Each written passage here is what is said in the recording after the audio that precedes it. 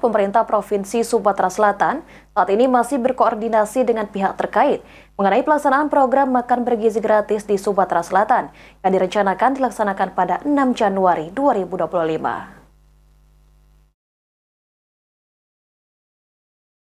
Pelaksanaan program makan bergizi gratis akan mulai dilakukan pada 6 Januari 2025 di provinsi di seluruh Indonesia, salah satunya Provinsi Sumatera Selatan. Terkait pelaksanaan program tersebut, PJ Gubernur Sumsel Ellen Setiadi mengatakan, saat ini melakukan koordinasi dengan pihak di lapangan yakni Kodam, pihaknya masih menunggu informasi lebih lanjut mengenai pelaksanaan program makan bergizi gratis.